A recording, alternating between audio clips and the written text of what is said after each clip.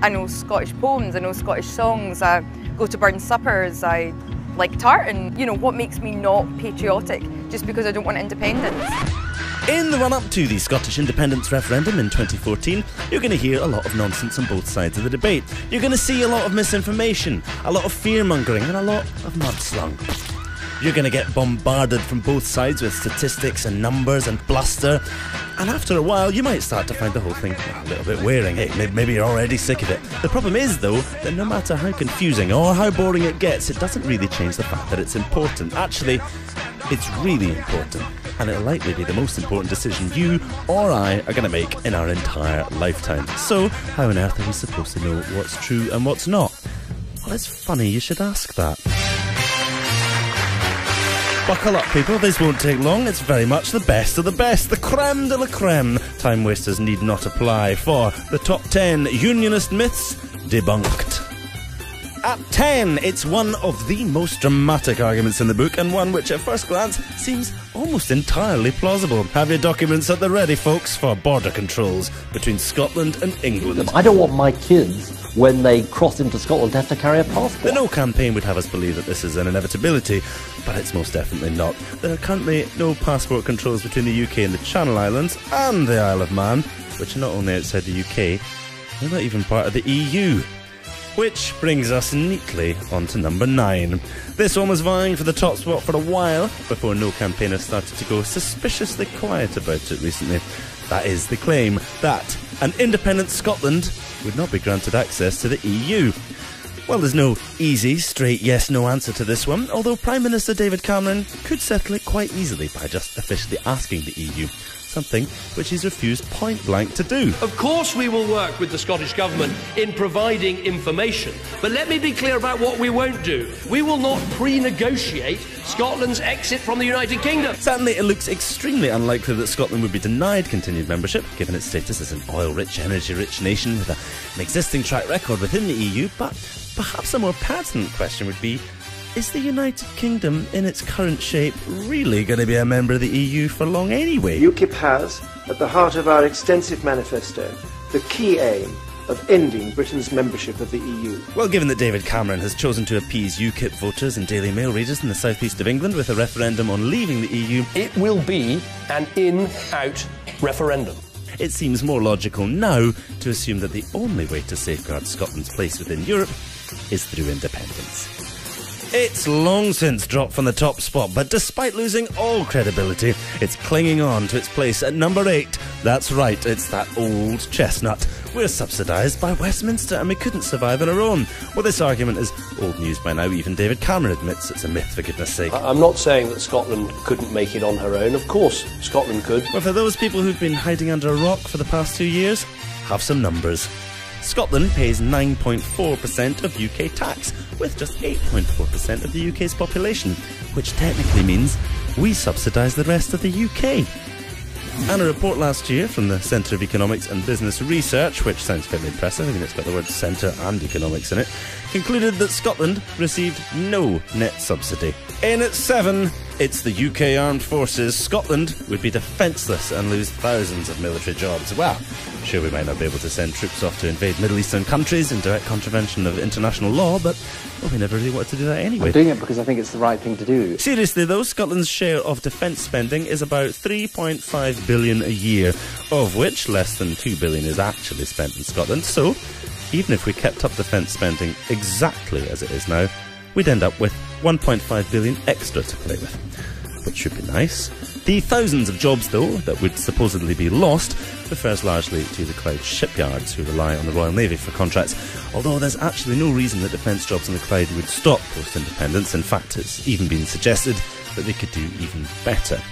At 6, like a bolt from the blue, it's an appeal to our good neighbourliness. We would be dooming England to perpetual Tory rule. On the face of it, this one does sound quite likely, and assuming that all Scots hate the Tories, which obviously we do, it seems a bit cruel to just dump them on the English. The thing is, though, we wouldn't. The idea that Scotland has any influence whatsoever over Westminster elections is a bit of a myth. Let's take a look. The 1945 Labour government, without Scotland's votes, would still have been Labour. The 1950 Labour government would still have been Labour. The 1951 Tory government would still have been Tory.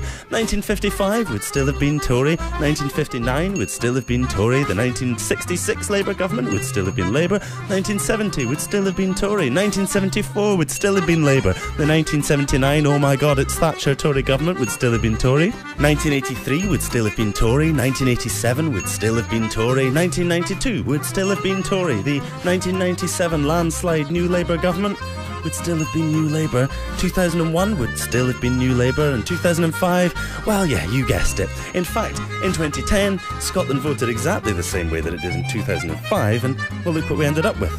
Not quite the same thing we had in 2005, that's for sure. I mean, look at it, it's got two heads this time. On to the home straight now, and in at number 5, it's all about Alex Salmond and the SNP. We have a majority SNP government in the Scottish Parliament.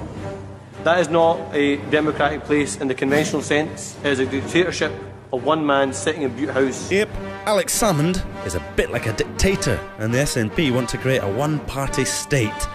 In all fairness, this kind of chat is pretty common amongst opponents of popular politicians. We're just not that used to it in this country because we don't tend to get many popular politicians.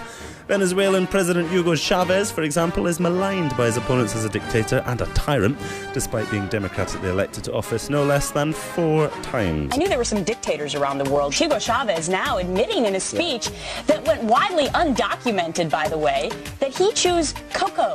The guy's a maniac. I mean, he's a clown. He's a maniac. Would you invite Hitler to lunch? I mean, would you invite Charles Manson to sit down and tell you how to run his life? Likewise, Evo Morales, president of Bolivia, despite garnering over 64% of the popular vote. And if those examples are maybe a little bit too exotic, let's try something a wee bit more Western. I think we've all heard of this guy. A dictatorship? A power grab? Former Speaker of the House Newt Gingrich says President Obama is making the biggest power grab in American history and moving America towards a dictatorship.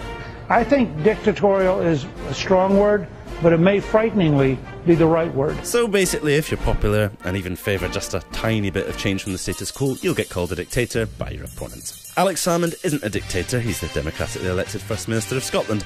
Love him or loathe him, you have to accept that he's currently the only leader in the whole of the UK with a democratic majority. Check it if you don't believe me.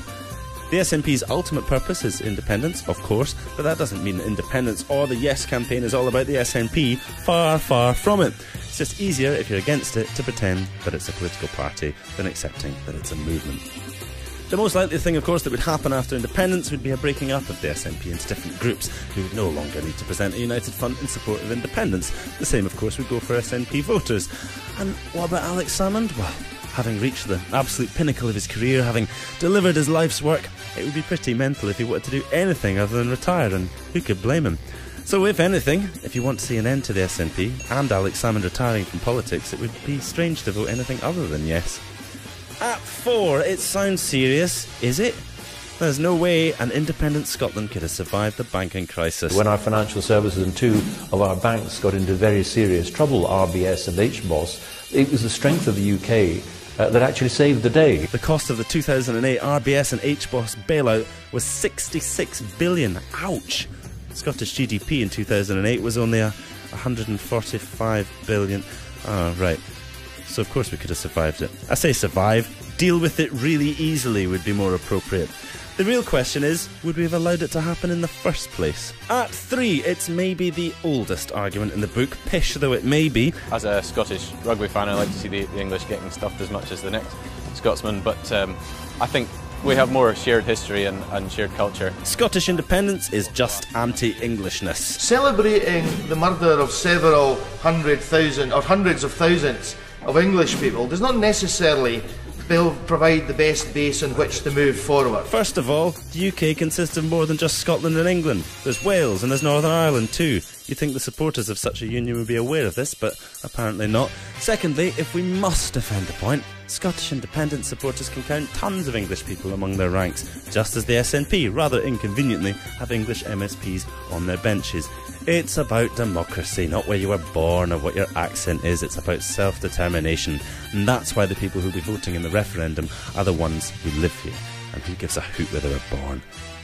Other than the no campaigners, obviously, they do actually seem to care. It always struck me as slightly strange that my husband, who is English, and has lived in Scotland for many years will get a vote on Scotland's future, whereas my sister, who is Scottish but lives in England and has done for a similar length of time, will not be able to vote. Closing in on the top spot at number 2, it's that old defeatist when all else fails line. There are too many unanswered questions in the debate over Scottish independence. There are lots and lots of questions. Unanswered questions. It actually poses far more questions than it answers. There's just too many unanswered questions. Well, given that most of those questions tend to be some variation on all the things in this video, perhaps the complaint should really be all of our scaremongering questions keep getting answered quite sensibly. If you're a no campaigner, that must be quite annoying. The thing is that everything that happens in the future is unknown, whether we're independent or not.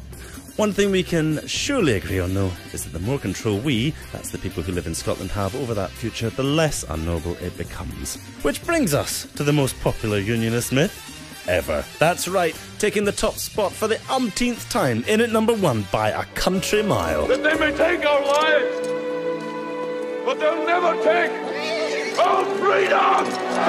Yep, we are all a bunch of raving nationalists obsessed with Braveheart, Mel Gibson and the past. Actually, I think that's a clip from a different film. That's embarrassing. Ironically though, when it comes to nationalism, flag waving and patriotism, you need look no further than the No campaign. They never shut up about it. I'm Scottish and British. I'm proud to be Scottish. I'm very patriotic. What makes me not patriotic? Just because I don't want independence? I'm very patriotic, and it's because I'm patriotic that I don't want independence. If you like this video, please share it. Share it with a yes supporter, share it with a no supporter. It's fine, they're alright once you get to know them. Not Alistair Darling, obviously, he's weird, but some of them are alright. Like it, comment on it, watch it again. Most importantly though, stay informed and vote yes in 2014.